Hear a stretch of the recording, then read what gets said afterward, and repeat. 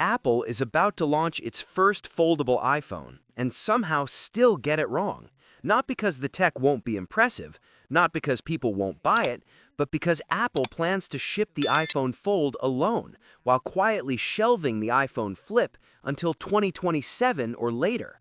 And that decision could cost Apple way more than it realizes. Before we jump in, make sure to subscribe to the channel and hit that like button. It really helps me keep bringing you more tech breakdowns like this one. Here's why this matters. Foldables aren't new anymore. The joke used to be that Apple was years behind, and honestly, that joke stuck because it was true. Now that Apple is finally ready to enter the foldable era, this is its chance to reset the narrative. This is the moment where Apple doesn't just catch up, but reframes the category. And doing that with only one ultra-expensive foldable is a missed opportunity. Right now, all signs point to Apple unveiling its first book-style foldable, commonly called the iPhone Fold, alongside the iPhone 18 Pro and iPhone 18 Pro Max in late 2026. Meanwhile, the regular iPhone 18 might not even arrive until early 2027. That already tells you what Apple's priority is: higher margins, higher prices, and pushing buyers toward Pro models. From a business standpoint, that makes sense. This is Apple we're talking about. But from a product strategy standpoint, it's risky, because foldables aren't just about power users and early adopters anymore. They're about choice. If Apple really wants foldables to go mainstream, the iPhone Fold shouldn't be the only option on the table. Book-style foldables are massive, heavy, complex, and, most importantly, expensive.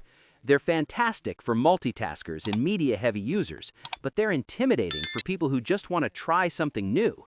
That's exactly where the iPhone Flip should come in. A clamshell foldable is simpler, smaller, and far more approachable. You don't buy a Flip because you want a tablet in your pocket. You buy it because it's fun, compact, and different. It's the kind of device that invites curiosity instead of demanding commitment. And Apple already knows how powerful that distinction is, because Samsung has been proving it for years. With devices like the Galaxy Z Fold and Galaxy Z Flip, Samsung gives buyers a clear choice: productivity monster or stylish compact foldable. Apple skipping that choice feels strangely un-Apple. What makes this even more frustrating is that the iPhone Fold itself sounds genuinely impressive. Rumors suggest Apple is pushing hard to minimize the display crease, something every foldable still struggles with. No, it won't be truly crease-free, but even a noticeable improvement would instantly become a talking point. There's also talk of Apple using CoE OLED technology, which could allow thinner displays with higher brightness and better power efficiency. That's the kind of behind-the-scenes innovation Apple excels at, the kind that doesn't look flashy on a spec sheet, but makes the product feel more refined over time. All of that deserves attention, real attention, which is why launching the iPhone Fold alongside the standard fall iPhone lineup feels wrong. This shouldn't be one more iPhone. This should be an event, a statement, something closer to what Samsung does with its summer Galaxy Unpacked showcases, where foldables get the spotlight instead of sharing it. Apple is late to this party. That means expectations are higher. People don't just want Apple's version of a foldable, they want Apple's definition of what a foldable should be.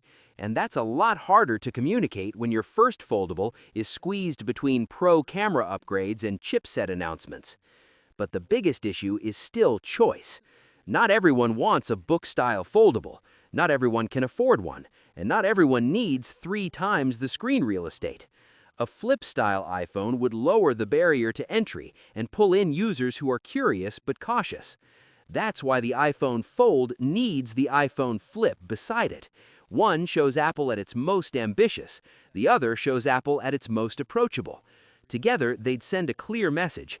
Apple isn't just experimenting with foldables, it's committing to them. Launching only one foldable in 2026 feels incomplete, almost timid. And for a company known for confidence, that's the real mistake. Because even Batman needed Robin. What's your thoughts on this? Let me know in the comments section. See you in the next video. Take care.